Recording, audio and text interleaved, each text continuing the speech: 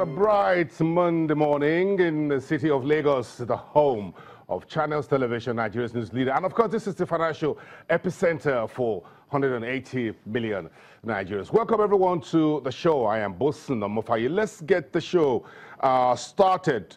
Let's just kick off with what you called the BVN battle. The commercial courts are now set for a long battle with the Nigerian government over the October 17, 2017 court order to advertise the names, the account balances, the bank branches of all the monies, including those in dollar accounts relating to anyone who has no biometric verification, and the planned seizure of such monies. Now, sources say the banks are ready to go head-to-head with the Attorney General of the Federation, who has secured a court order asking all the banks to comply by November the 16th, and we're trying to see whether that compliance deadline will hold. It's the big story that's also on social media, and everyone is having their say on this particular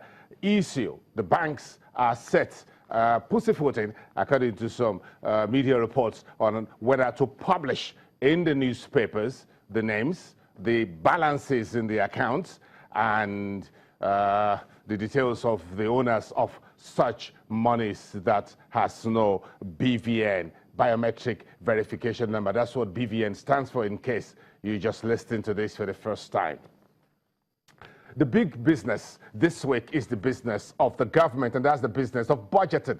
President Buhari last week sent a letter to the House of Representatives stating that he's ready to present the Budget 2018 draft document to the House on Tuesday, the 7th. That has about 24 hours to hold. You remember, on Thursday, some House members says no, that the president is yet to, or the executive is yet to clarify 2017 budget. So will the president use the occasion tomorrow to clarify, one, the budget 2016, and then, that's as far as the performance was concerned, and the budget 2017, and there are a lot of clarity that everyone is looking for. What is the life cycle of this budget? It's expected to perhaps will last 6 months. It's going to be the shortest in the Nigeria's nearly 60-year history, or will it extend into 2018? And 20%, which is about the highest in the industry. And as a result of that, impairment charges has been rising and has constrained profitability. Another important pressure point on FBN's bottom line is operating expenses. Because it's a very large group, they tend to have very high OPEX, compared to its peers in the industry. As a result of that, the earnings performance of SBN has been underwhelming in the last 2 or 3 years. And further to that as well, they've also been facing capital adequacy ratio pressures. Out of the 61 banks that we cover, FBN has the lowest capital adequacy ratio of about 17.5% as of 9 months 2017. So, and due to the weak capital adequacy ratio, dividend payout has been constrained. So if you take into consideration all these factors that I've mentioned, you will see the reason why the bank is being valued at such a low multiple compared to its peers. However, despite the changes I've mentioned, we still have a mildly positive outlook for FBN. On the back of what we expect, as we expect the bank to now record lower impairment charges going forward, because economics exists in cycle. So we have seen a very poor, economic cycle from 2014 to 2017. However, we're beginning to see the economic fundamentals improving. As a result of that, we should see asset quality metrics for FBN also improve as consequently. Let's get on first quickly. Bring on Skype Olufemi Awoyemi, who is a financial analyst and the CEO at ProShare Nigeria. Femi, good morning. It's good to have you. Good morning, Bosi. Yes, I can see, and everyone can see the archival records behind you. So it's so I'm sure you got all the market memorandum, the bull in the China shop, and everything else in the last 10 years, lock them there behind you. So I'm sure you've been taking time all night to go through the last 10 years. Yeah, sure I do. Yes. I do. Okay. And, I'm sure we're going to get to that in a moment. Just a second. With the discussion with Omotola Abimbola here is about two of Nigerian banks.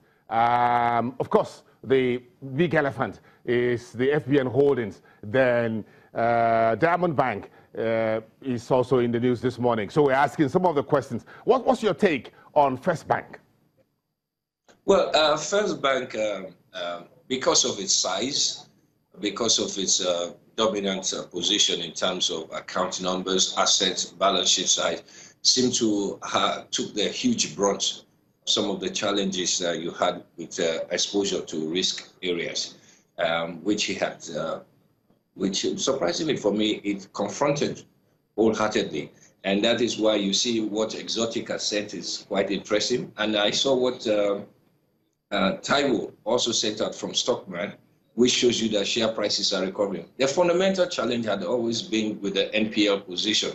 But what they've done is a very bold attempt to try to confront the big problem.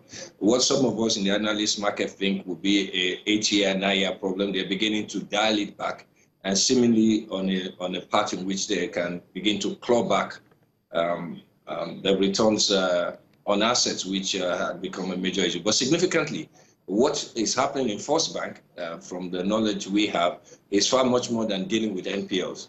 I think there is a bigger secret in the market that they are actually recalibrating the market to work both with its size and scope and turn all its negatives into advantages for it. And I'm sure by 2008, some of those things will begin to come out in the market. So I'm going to get at some of the things you said. Omotola, what's you folks issued a report. Correct. And First Bank is in that report, as well as Diamond Bank. We need to spend time very quickly to be able to speak about Diamond a little bit. What's your take on First Bank as far as AfriInvest report is concerned? Yeah, we're actually mildly positive on the outlook for First Bank regarding its earnings. We expect the impairment charges to peak in 2017, and we begin to see an improvement in bottom line going into 2018. Additionally, the management has been trying to restructure some of its loan book. As of half year 2017, they've restructured about 8% of the total loan book, particularly those exposed to the oil and gas sector. So that's a very positive for earnings going forward. And regarding capital adequacy ratio, we're beginning to see the numbers, begin to improve, due to the better than expected earnings they are delivering. So we actually have a buy rating on First Bank, for a 12-month holding period. Buy rating recommendation for that supports, that's in line with Exotic Capital, which also has a buy recommendation. Femi, yes, we got a buy rating recommendation from Exotic Capital. AfriInvest also giving a buy rating. You don't do rating, but from your professional and analyst point of view, what's your rating? The key for us is measuring indices that impact on target price.